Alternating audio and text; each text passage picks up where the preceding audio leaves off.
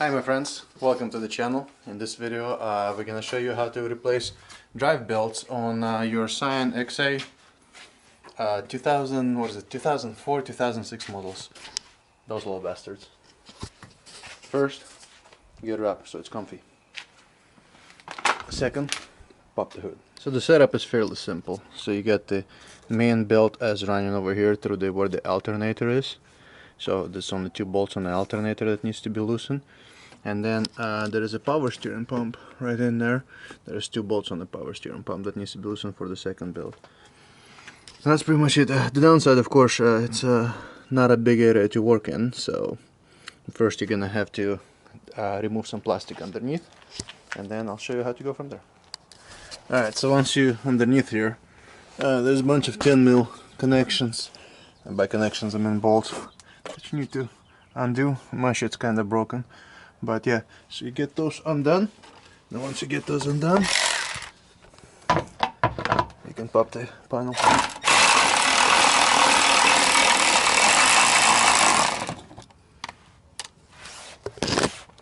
There's one. Let's see if we can get the camera set up somehow so it's visible.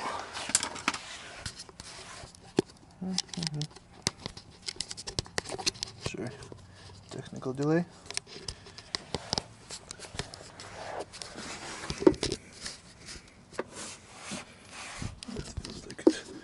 Extreme here.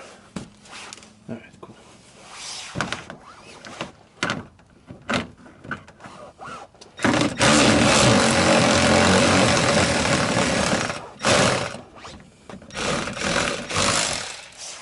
That's a big one. You can tell that's factory.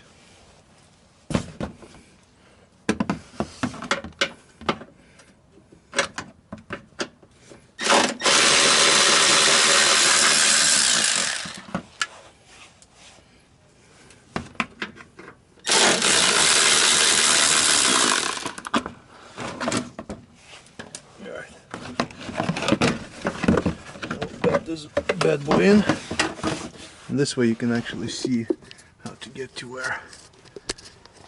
So, as you can see, our power steering belt is actually split in half. Surprised it's still on there, but yeah, impressive. It shows you some quality right there. So the bolt, one is actually right in here, so it's gonna be kind of a little bit of a pain in the ass to get to, but definitely doable. Alright, cool, let's get to it. And so first we're gonna start by doing V-belt, and if you ever worked on Toyota, pretty much, you know, most of it is gonna be 12 or 14mm, so. It's, by the way, the belts are still OEM, they're still, say, Toyota on them, they're still made in Japan, but the car has only 80,000 miles, and the V-belt is actually fine. The one that's not fine is the power steering belt, because that one is pretty much shredded.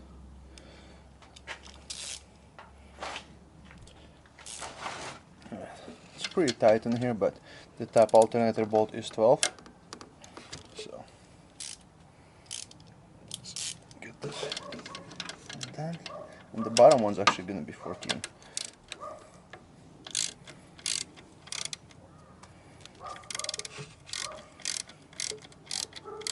And you don't need to undo them all the way, you just need to pretty much loosen them. Hopefully you can see what I'm doing in here. So the top one is loosened.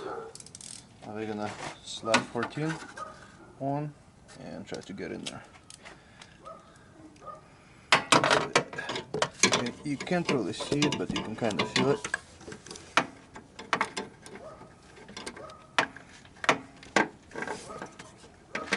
Trying to get it with the camera in my way, but I think I'll be able to manage it. Come on. Almost hit it.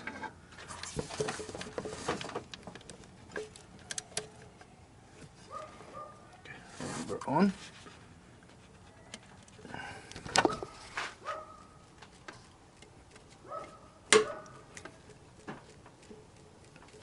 It's a little snug. This bastard was fighting us a little bit, the 14mm. So first of all, it killed our Pittsburgh Harbor Freight quarter drive, because we tried that. Didn't want to break this one, so Got the old trusty snap-on out and a pipe, and it took some effort. Let's see, once you get those bolts loosened up, you can just move it. And then once you move it enough to slack the belt, you can just slide the belt off, and always make sure that it's the same length belt that you're putting on as the one you took off. And again, this is not really too comfy to do because of the lack of room here. Alright, let's get this guy out. This belt actually, I believe, I mean, it has some cracking, but it wasn't nowhere near as bad as the power steering one, because that one literally split in two. I've never seen that. So, let's see, make sure it's the same length belts. Yeah, close enough. Alright, so now I gotta get to the bottom one. The bottom one's probably gonna be a pain in the ass, just like the top one was, because again, this is all original. If it's the bottom one, you actually gotta get one of the bolts from right in between the pulley, and of course that's gonna be the 14mm bolt. So we're gonna try to see if we can get to that one first.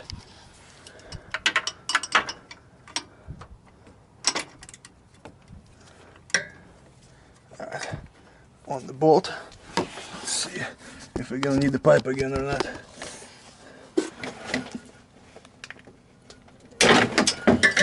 Ow! No need for the pipe, but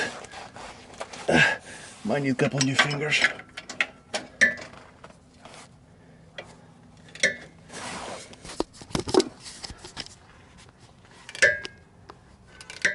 Okay, so loosen that bad boy.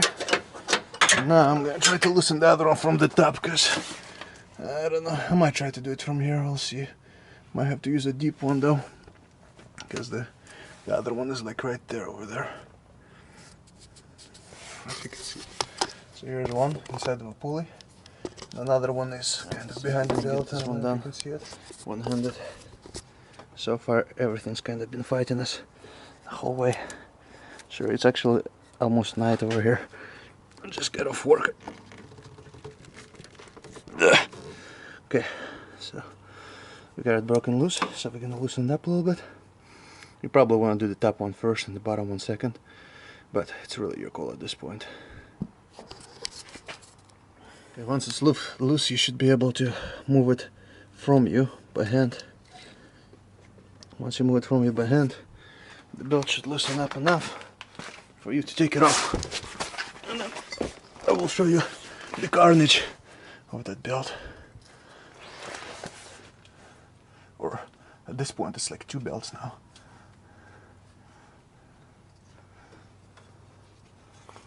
Okay. So there's timing marks over there, it's catching on. There. Have you guys ever seen one of them bastards like that? Let's get our mile maker. Compare. It's about the same. The mile maker ones, they're actually made by the Continental, so they're actually quality belts. Alright, and putting back on is pretty much opposite from how you disassembled it. So power steering belt goes first, and then after you do power steering belt, you do the V-belt, which is probably going to be a pain in the ass, just so you know, because, you know, not enough room. It's one reason I like big American V8s. You always got room to work on shit.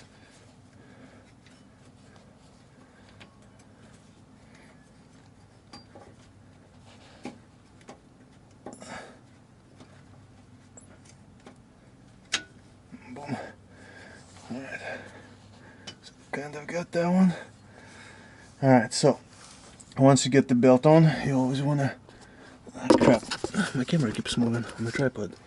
So once you get the belt on, check from the top, make sure that it's actually in the grooves, not on like on the lip of the pulleys or anything like that. Once it's in the groove, you're gonna tighten this up. You actually have to tighten them up fairly stout. So I believe the manual is like 40 pounds for the power steering one. Okay, so okay, that looks good. So what we're gonna do, we're gonna tension it from the bottom and put the bottom nut in, and then do the top one. By nut I mean bolt, but you know what I mean. You're used to me. Okay, so not sure if I'll be able to set the camera on anything without it falling down here. Okay, so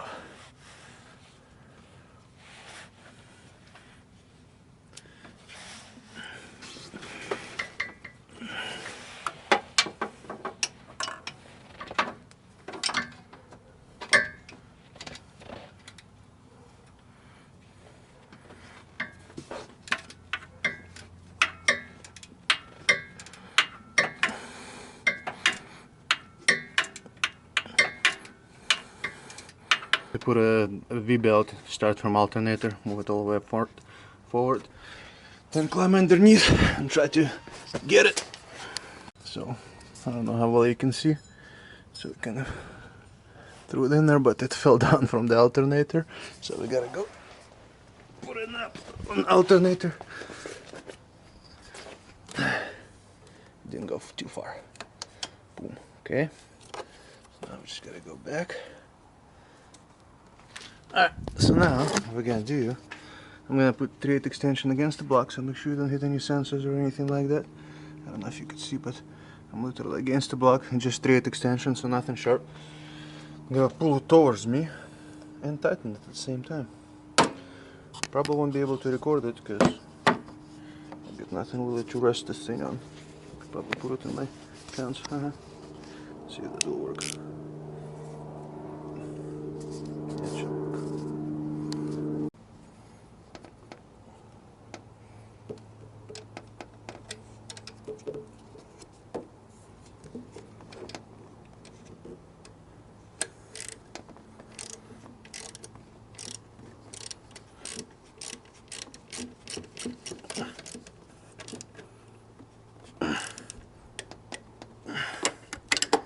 Okay, so we get that in. That seems pretty good, tight enough. Now we just gotta tighten the 14mm over there, since we got the 12 in done, and then check all the belt tension, and then we should be good. We're gonna start it up, make sure everything's running good, make sure everything's in the right goods. Everything is pretty good. No squeals, no squeaks. Should be okay. Alright guys, so as far as the part number, that's the rock auto part numbers for both belts. They were right about $10 for both, so about $5 a pop. Got another one of them magnets. Those are pretty cool. Because for the longest time, I don't know, like I did like 5 or 6 orders and they didn't even send me a magnet. I was like, what the shit? My refrigerator needs more magnets. Alright guys, I hope this video was helpful for you. If it is, hit thumbs up, subscribe if you haven't. Do lots of cool car stuff here. And I hope you have a good day. Take care.